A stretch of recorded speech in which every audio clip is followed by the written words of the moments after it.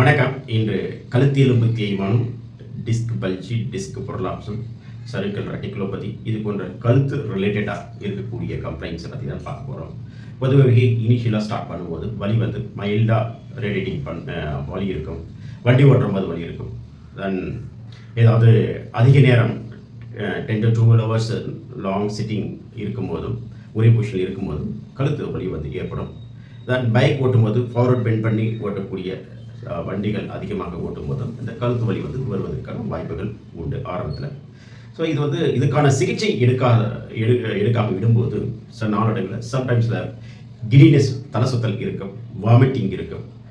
தென் ரேடிட்டிங் கழுத்திலிருந்து கைக்கு வரக்கூடிய வலி ரொம்ப அதிகமாகும். அப்போ அந்த கழுத்தில் அந்த பெயினுடைய சிவியாரிட்டி ரொம்ப அதிகமாக இருக்குது. ஸோ அப்போ அதுக்கான சிகிச்சை எடுத்துக்கொண்டால் இந்த கழுத்தில் ஏற்படக்கூடிய கம்ப்ளைண்ட்ஸையும் ரிவர்ஸ் பண்ணி நார்மலுக்கு கொண்டு வரலாம்.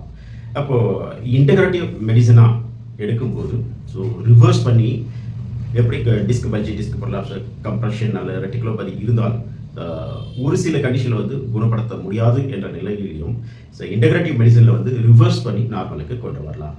ஸோ அதுபோல் ஹோலிஸ்டிக் வெல்னஸ் கேர் சென்டரில் அதிக பேஷண்ட்ஸ்க்கு ட்ரீட்மெண்ட் கொடுத்து ரிவர்ஸ் பண்ணியிருக்கிறோம். ரீசெண்டாக கூட ஒரு வீடியோ போட்டிருக்கோம். பேஷண்ட்டும் அதாவது பெனிஃபிட்ஸை பேசியிருக்காங்க. அந்த அளவுக்கு இன்டகிரேட்டிவ் மெடிசனில் ரிவர்ஸ் பண்ணி கொண்டு வர முடியும்.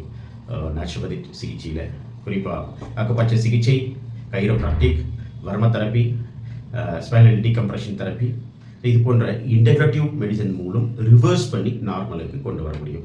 ஆகவே